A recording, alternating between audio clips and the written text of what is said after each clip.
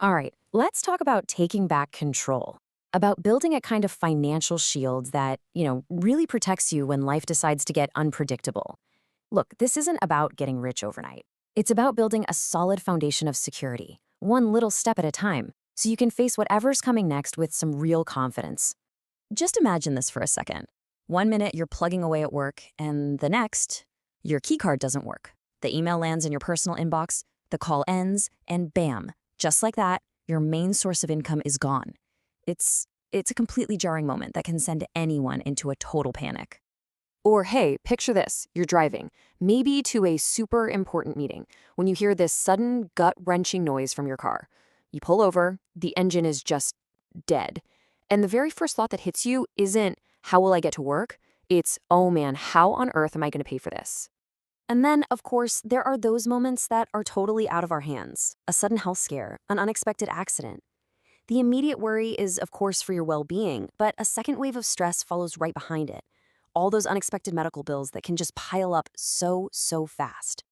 Yeah, these scenarios feel chaotic. They're incredibly stressful. They're designed to make you feel powerless. But what if you had a tool specifically designed to fight back against that exact feeling? A plan to face the unexpected with confidence instead of all that fear? Well, that is exactly what we're building today. We're going to forge your financial shield, your own personal safety net that lets you handle these tough moments with a calm, clear head. This is your emergency fund. So, what is it exactly? Well, an emergency fund is really just a stash of cash, kept totally separate from your other savings, and it has one single vital purpose: to cover your back when a true, unforeseen emergency strikes. You got to think of it not as an investment, but more like an insurance policy for your peace of mind. Okay, so this brings us to the biggest question most people have right at the start. How much do I actually need? I get it, it can feel like this huge, intimidating number, but I promise you, there's a really simple way to figure it all out. So, what's the magic number? Well, the expert advice is actually super consistent on this one. You want to aim to have enough cash saved up to cover 3 to 6 months of your essential living expenses. Just think of 3 months as your first big milestone, and 6 months, that's the goal for rock solid security. And finding your number is actually pretty easy. First, just list out your absolute must-haves for a single month. We're talking rent or mortgage, utilities, food, essential transportation. Leave out all the wants. Second, total up that cost. Third, multiply that total by 3. That right there, that's your first goal. Then, multiply it by 6, and that's your ideal safety net. That's it. That's the target. Okay, you have your number. So now what? Let's jump into the action plan and see how this thing actually builds up from zero. This is where we turn the idea into a reality, and trust me, it's way simpler than you think. But first, a really critical question. Where does this money live? I mean, you need it to be safe from the ups and downs of the market, but you also need it to be accessible when you need it fast. And you want to avoid the temptation of spending it on a whim. The perfect home for this money, hands down, is a high-yield savings account. Why?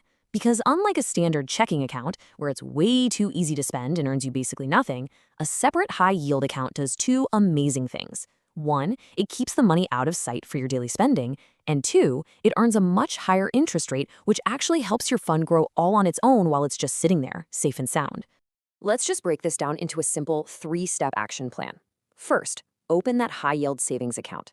Second, you have to start small. I'm serious. Whether you're in the UK or Canada, putting in just £50 or $50 is a massive win. The amount doesn't matter nearly as much as just building the habit.